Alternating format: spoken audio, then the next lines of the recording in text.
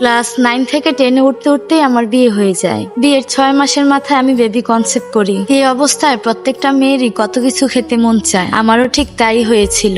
আমি যখন আমার হাজবেন্ডকে বলতাম আমার এটা বা ওইটা খেতে ইচ্ছে করছে, সে তখন আমাকে বলতো, আমি কেন, তোমার বাবা মায়ের কাছে তুমি চাও, তারা তোমাকে খাওয়াবে। আমি ভাবতাম তার হয়তো ইনকাম নেই বলে সে আমার সাথে এরকম ভাবে কথা বলছে। 2021 সালে আলহামদুলিল্লাহ ছেলে সন্তানের মা হলাম। বাচ্চা হওয়ার পর তার আরো কিছু চেঞ্জ দেখি। আর একটা কথা বলি, আমি কিন্তু বিয়ের পর থেকে আমার বাবার বাড়িতে থাকি। রোজার ঈদ কিংবা কুরবানি ঈদ বা কোনো দাওয়াতে একদিনের জন্য আমাকে দাওয়াত দিয়ে আমার শ্বশুর বাড়িতে নেওয়া হতো। ছেলে হওয়ার পর থেকে সে আমাকে বা আমার ছেলেকে কখনোই সময় দিত না, আমাদেরকে খুব ইগনোর করত। আমার বাবার বাড়িতেও আসতো না আমাদের দেখতে, ফোন দিলেও সে ফোন ধরতো না। এরই মাঝে শ্বশুর বাড়ির লোকেরা ফোন দিয়ে বলল আমার বাবা মাকে বুঝাতে সে বিদেশ যাবে, তার জন্য টাকা দেওয়ার জন্য। প্রথমে আমি রাজি হইনি, বিষয়টা আমি একদমই মানতে পারছিলাম না। সে বিদেশে যাবে, আমার বাবা কেন টাকা দিবে? তখন আমাকে এটা সেটা বলে আমার ব্রেন ওয়াশ করলো। তারপর আমার বাবা মার কাছ থেকে 8 লক্ষ টাকা এনে দেই। আর এদিকে সে আমার বাবা মায়ের সাথে ভালো করে দুইটা কথাও বলে না, অথচ আমার বাবার টাকা দিয়ে সে তুর্কি পাড়ি দিল।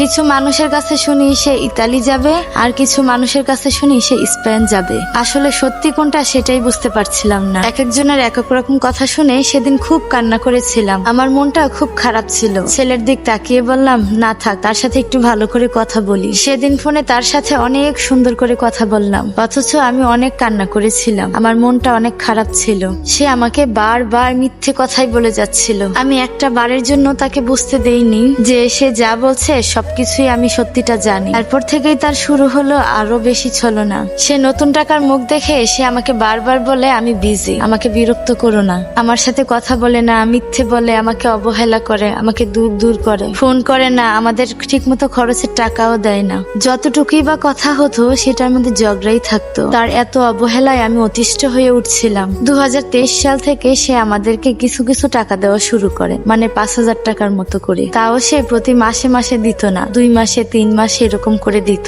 অথচ তার বেতন ছিল 1 লক্ষ টাকার উপরে। আর তার সাথে কথা বলার সময় সে নিজ থেকে আমার সাথে ঝগড়া করত। পরে আমার বাবা মা এবং তার আত্মীয় স্বজন তার বাবা মার কাছে আমার নামে বদনাম করত, আমি নাকি তাকে বিরক্ত করি, তাকে কাজে মন দিতে দেই না, আরো কত কিছু। আমাকে এইভাবে সবার কাছে খারাপ বানাতো, তাও কিছু বলতাম না, চুপচাপ করে সব সহ্য করে যেতাম। প্রতি মাসের 25-26 তারিখ হলে সে আমার সাথে ঝগড়া করত, ফোন বন্ধ করে রাখতো। আর এটা করতো আমাকে যেন টাকা না দেওয়া লাগে, এটাও কিন্তু আমি বুঝতাম। আবার সে আমাকে এটাও বলতো 2-3 মাস ধরে কাজ নেই, টাকা কিভাবে পাঠাবো। আর এই সমস্ত মিথ্যে কথা আমি বিশ্বাস করে বসে থাকতাম। এরপর আমার আব্বু আম্মু তাকে বুঝালো। মাসের প্রথম দিকে একটু ভালো থাকলেও শেষের দিকে একই কাজ করতো, ঝগড়া করে ফোন বন্ধ করে রাখতো, টাকা যেন দিতে না হয়। আমার হাজবেন্ডকে নিয়ে ওরা 4 ভাই, আমার সাথে যদি ঝগড়া হতো তাহলে আমার 3 ভাসুর, তাদের ওয়াইফ, তার বাবা মা সবার কাছে আমার নামে বদনাম করতো, আমাকে খুব ছোট করতো, অপমান করতো, যা ইচ্ছে তাই বলতো, মুখে যা আসতো তাই বলতো। সবার সামনে আমার একটুকু মান-ইজ্জত রাখেনি। আমার ছেলের বয়স যখন 3 বছর তখন আমি তাকে জানাই বাড়িতে উঠার কথা, মানে আমার শ্বশুর বাড়িতে যাওয়ার কথা। সে আমাকে বলে আমার কোনো বাড়িঘর নেই, আমার কোনো সন্তান আমি চাই, আমার বাচ্চা কাছে পছন্দ না, তুমি কেন নিলে? এই কথাগুলো শোনার পর আমি অনেক কান্না করি। আমার বাবা মায়ের কাছে আমি বলি, আমার বাবা মা তাকে অনেক বুঝায়, তারপরও সে বুঝে না।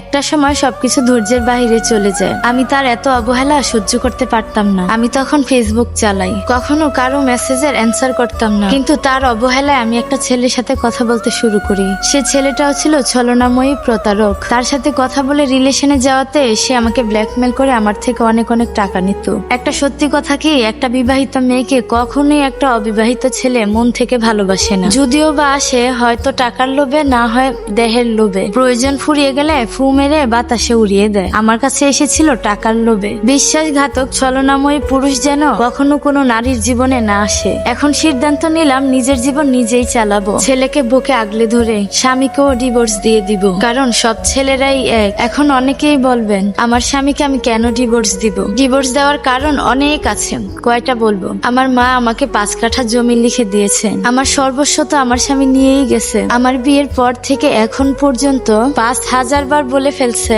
আমার জায়গাটা যেন বিক্রি করে ফেলি। আমার একটা বড় বোন আছে, সে নাকি আমার জায়গা বিক্রি করে টাকা খেয়ে ফেলবে। আমি তখনই বুঝতে পারি আমার বোনের সাথে আমার সম্পর্ক ফাটল ধরাতে চাচ্ছে সে। আমাকে তো সে ছেড়ে দিবেই, আমার সর্বস্ব নিয়ে আমাকে কাঙাল বানিয়ে ছাড়বে। এই কাজ আমি কখনো ভুলেও করব না, না বিয়ের প্রথম থেকে শুনেছি বা পরে করব। এখন ভাবলাম এই মানুষটা আমার থেকে টাকা, গহনা, জমি সবকিছু নিতে চায়, কিন্তু আমাকে একটু মন থেকে ভালোবাসতে চায় না বা ভালোবাসা দিতেও চায় না। তার জন্য আমার জীবনে একটা ভুলও করে ফেললাম। তার অবহেলা ভুলার জন্য একটা ছেলের সাথে রিলেশনে গিয়ে এখন আমি ব্ল্যাকমেলের শিকার হলাম। ভাগ্যিস আমি দূরে সরে আসতে পারলাম। এই প্রতারকটাকে আমি চিনতে পেরে নিজেকে মুক্ত করতে পেরেছি।